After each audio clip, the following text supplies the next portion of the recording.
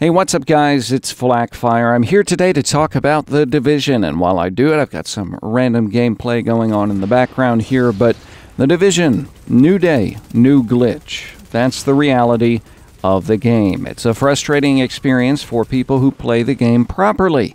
Venturing into the game's dark zone means risking certain death at the hands of someone who has glitched their health regeneration, glitched behind a wall, or is employing some other kind of glitch. Even outside the DZ, some players suffered missing characters or the backpack bug, which made the game unplayable. Developers just patched a bug that killed players for standing next to a ladder. Yes, this is a real thing for a $60 game. Developer Massive Entertainment and publisher Ubisoft have been scrambling since day one to patch some of the game's more egregious exploits, and they have been relatively successful. Unfortunately, it has done little to stem the tide of players looking for new exploits in-game, which shouldn't be surprising. Ubisoft and Massive Entertainment have been reluctant to discipline players for exploits in The Division. Players were able to farm in-game bosses for materials and weapons for weeks with no reprisal from the developers. While farming isn't exactly cheating, the activity provides an unfair advantage to players. This is particularly unfair in a game where player versus player components exist, like The Division's Dark Zone. Say there's a player who has played The Division for 15 hours and has done so in the manner the developers intended. Because of this, that player's gear remains relatively low level since he or she has had very few high-end drops. By contrast, say there's a player with 15 hours in the game and has spent a significant amount of time farming or utilizing exploits. This player's gear is significantly better because he or she saw exponentially more high-end drops. The two players meet in combat in the Dark Zone. Who's going to win? No amount of talent and skill is going to save the by-the-books player because the other player is too well equipped. On top of all this, The Division's developers' last rebalancing encouraged players to go rogue in the Dark Zone. One of the game's more recent updates buffed the rewards for surviving as a rogue agent, nerfed the amount of credits and experience lost if dying as a rogue agent, and also reduced Dark Zone fund drop rates and quantities on NPCs in the Dark Zone. So, it basically painted a big target on the back of any player in The Division's DZ. And who suffers most? You guessed it, the by-the-books player.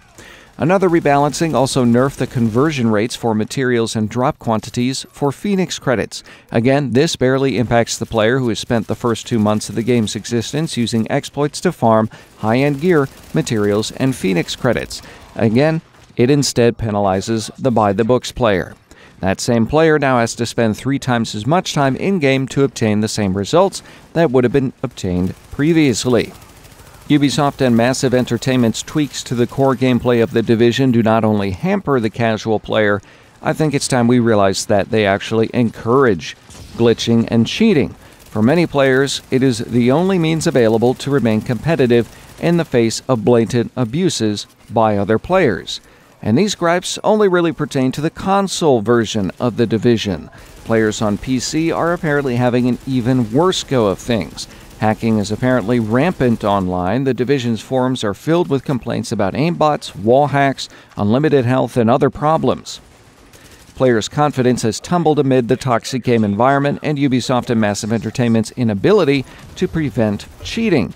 The Division has seen a drop in its PC player base of nearly 60% since launch, and that is according to SteamCharts.com. The cheating problem has gotten so bad, a makeshift reporting system has been implemented. Hackers are even complaining about hackers on their forums.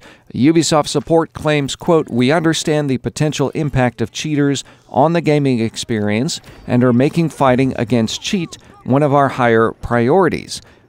One of the higher priorities. Why was this not a high priority from the start is perhaps the better question.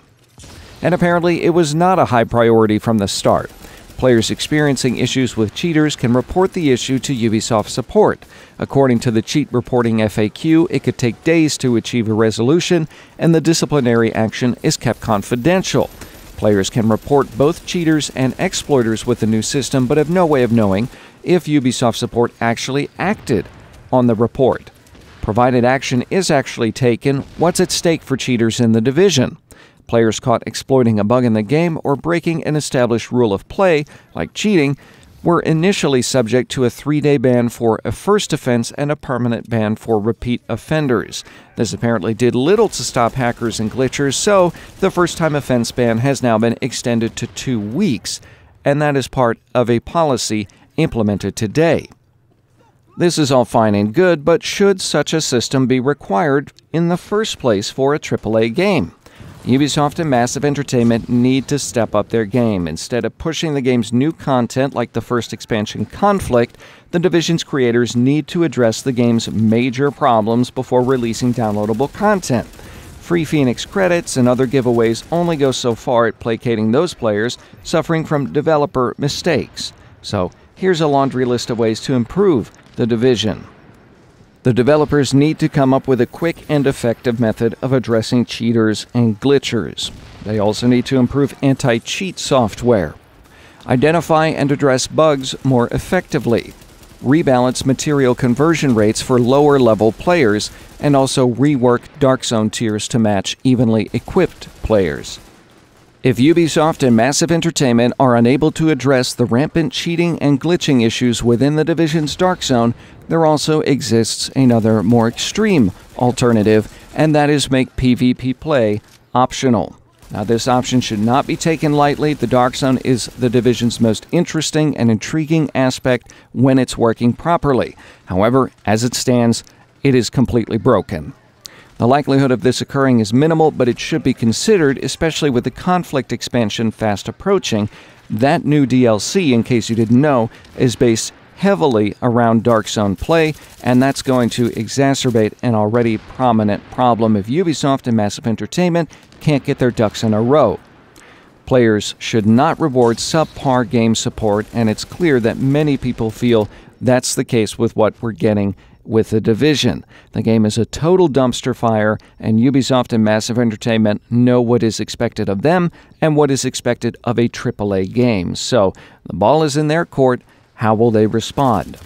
If you're watching this video and you were on the fence about buying the Season Pass or haven't done it yet, has your decision changed? What do you think about The Division's debacle? Tell me in the comments. Also, I've got an upcoming fan service video, so if anything's on your mind or you have anything that you want to ask me, go ahead and leave that in the comments as well, and I'll see if I can't get to that in that upcoming video. In the meantime, like, share, and subscribe. Thanks for watching.